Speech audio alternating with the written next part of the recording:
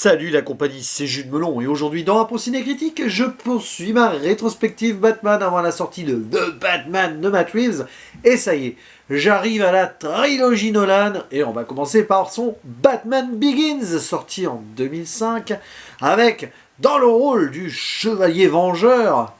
Christian Bale, qui a été décrié pour sa prestation, mais quand même, voilà, Christian Bale, Batman, ça résonne quand même dans l'esprit de pas mal de gens. À ses côtés, Michael Caine est là, dans le rôle d'Alfred, Liam Neeson, Katie Holmes,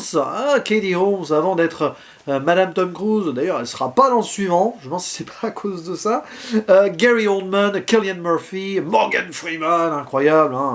grand acteur, mais aussi Tom Wilkinson, Ken Watanabe, qui apparaît vite fait, et Rutger Hauer, le regretté. Voilà, quand même, super casting pour un nouvel univers. Donc on recommence, on reboot Batman, alors réadaptation des comics, parce que voilà, c'est pas vraiment un reboot. On oublie Batman et Robin et tout, et là on tombe dans un univers beaucoup plus réaliste, mené par un Nolan, forcément, qui aime bien cette ambiance-là. Et ici, nous allons avoir l'origin story de Batman que certains rêvaient d'avoir au cinéma, enfin, là où Burton s'était plus, on va dire, concentré sur les méchants, et Schumacher sur on ne sait pas trop quoi, sur visiblement une idée de comics parodique, mais bon, comme la série et film des années 60, mais ça n'est pas vraiment passé pour moi. Bref, donc Bruce Wayne, dont on voit le destin enfant quand il tombe dans un puits et tout, il a peur des chauves-souris, et puis bien sûr, l'assassinat de ses parents, ici pas par le Joker, ça dépend des univers de comics visiblement, mais bon, par un criminel, il voudra se venger plus tard, mais justement, cette idée de vengeance qui va germer pendant des années, à un moment, alors qu'il est prêt à la faire, eh bien, le destin va lui couper l'herbe sous le pied et il ne tuera pas. Et il ne tuera normalement jamais, parce que Batman n'est pas censé tuer ses ennemis, enfin, du moins dans certains univers comics. Là, attention, je parle un peu dans le vide ici, parce que je n'ai pas tout lu, je n'ai absolument, en fait, même, je crois, rien lu niveau comics de Batman, ou alors vite fait, il y a longtemps.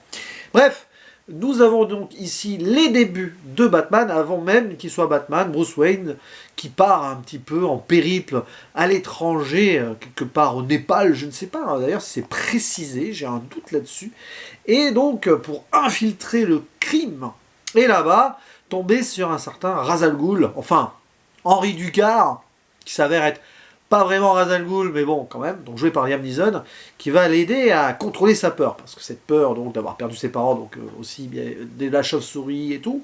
là, cette haine en lui, il faut qu'il la canalise et qu'il devienne furtif, tel un ninja, et c'est ainsi que va naître le Chevalier Noir Batman. Et oui, et c'est quand même bien ça, comme passage, voilà, pour donner mon avis dessus. Et donc après, il va revenir à Gotham City, qui a bien changé depuis la mort de ses parents, et ça c'est intéressant de voir le déclin, alors que quand il est enfant, ça va plutôt bien, et puis depuis la mort de Thomas Wayne et de son épouse, ouïouïouï, le crime a repris le dessus, Corleone, je sais pas si c'est dans les comics aussi, mais un mafieux local qui s'appelle Corleone, c'est quand même assez amusant, et le procureur... voilà, une adjointe au procureur qui est jouée par Katie Holmes qui essaye de faire régner la justice, un docteur Kane, donc l'épouvantail, qui vient de Murphy, qui lui plutôt ami avec les méchants, et puis voilà, il va devoir donc faire régner la justice dans Gotham City, au-delà même de la vengeance. Et au-delà de la justice locale, qui ne voit pas ça d'un bon oeil, si ce n'est Gordon, qui n'est pas commissaire du tout encore, à l'époque, qui avait lui-même aidé le petit Bruce Wayne, après la mort de ses parents, à reprendre le dessus, quoi. Donc c'est bien géré, c'est millimétré, la relation entre Alfred et Batman est super bien développée, l'origine story nickel, et c'est du Nolan, donc j'aime bien, mais en fait, c'est marrant parce que je le disais là en intro, là où Burton se fichait un peu de Batman, entre guillemets quoi, quand même, bah là c'est un petit peu, non, c'est très centré sur Batman. Je pense que c'est volontaire, parce qu'il y a eu des critiques probablement à l'époque, des films de Burton, alors, je parle même pas de ceux de Schumacher, qui disaient ouais, c'est pas charismatique, c'est Batman quand même, enfin c'est moins que les ennemis et tout, donc là il fallait faire un pur Batman-centered movie, quoi. Et on l'a, avec Christian Bale, qui a sa grosse voix, évidemment, qui a été un petit peu raillée pour ça, mais ça passe très bien, je trouve. Et donc tous les gadgets autour, bon, la richesse, évidemment, mais aussi donc Lucius Fox, joué par Morgan Freeman, qui va l'aider à faire sa panoplie de super-héros, et tout ça, et tout ça. Et c'est vrai que, du coup, contrepartie, en face, l'antagonisme est un petit peu secondaire. Mais Bon, et en effet, l'épouvantail, en plus Cillian Murphy, c'est quand même un grand acteur. Il y a des moments visuels d'hallucination très bien gérés et tout, mais c'est... En plus, c'est un ennemi secondaire. Et puis il y a Ra's al Ghul, mais bon, Ra's al Ghul, il est quand même très là, présent en mode mentor, mais après, très vite évacué. Hein, je vais pas spoiler si vous n'avez pas vu le film et tout, mais bon, quand même. Mais bon, Liam Neeson, c'est peut-être l'un de ses derniers très très grands rôles au cinéma, peut-être. Non, j'extrapole, j'exagère, mais c'est vrai que ces dernières années, c'est un petit peu toujours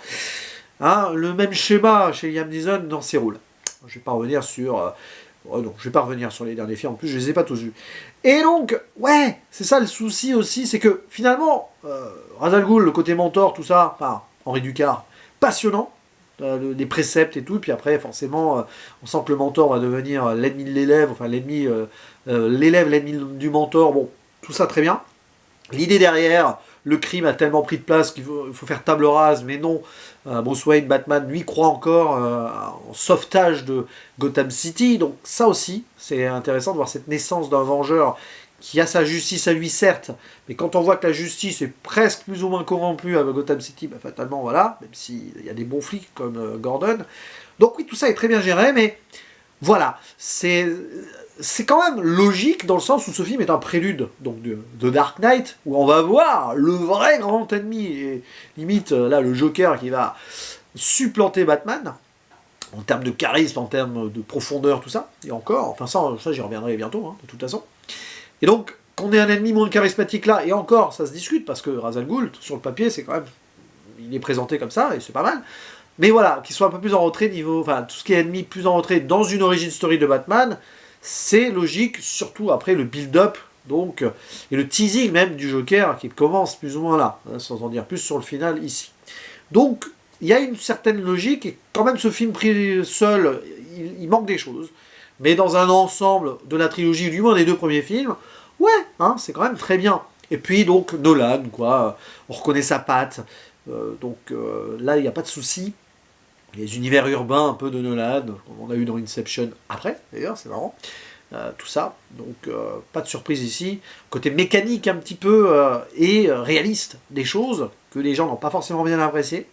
Surtout qu'il y a un énorme contraste après Batman et Robin quand même, c'est énorme, hein. C'est vraiment voulu, hein, je pense, table rase là aussi du passé. Hein. Et ouais, alors le fait est que cette seconde partie, une fois que le Batman est en place et qu'il y a les ennemis et tout, c'est un peu, je l'ai dit, mécanique, c'est ça, et ça perd un peu en force. Le personnage de Katie Holmes, voilà, bon, oui, pourquoi pas, j'ai envie de dire, pourquoi c'est intéressant d'avoir aussi de l'humain autour de Batman et de Bruce Wayne, mais il y a Alfred aussi, voilà, mais bon, après, moi je trouve que c'est quand même un vrai bon film, c'est en dessous des deux de Burton, même si je l'aime beaucoup quand même, hein, ce Batman Begins. Voilà, je lui mettrai un bon 7 sur 10, mais bon, arrive le suivant, et ça, évidemment, bon ben j'en reparlerai, et pour beaucoup c'est le meilleur, est-ce mon cas d'ailleurs, ça, je vous en ferai part très bientôt. N'hésitez pas à dire en commentaire ce que vous pensez, donc de l'univers Batman de Nolan, cette origin story, ce film, de Christian Bale aussi, que moi j'apprécie, mais bon, c'était pas le meilleur Batman, mais il est là, quoi. Il joue bien, enfin, il joue ce qu'il a à jouer avec Batman, et ça se passe, quoi. C'est un rôle taillé pour lui, playboy, un petit peu mécanique, tout ça, voilà, c'est du Christian Bale, ouais, souvent un peu comme ça dans ces rôles-là. Bref, à vous la parole maintenant, en commentaire, il ne me reste plus qu'à vous dire à la prochaine, ciao.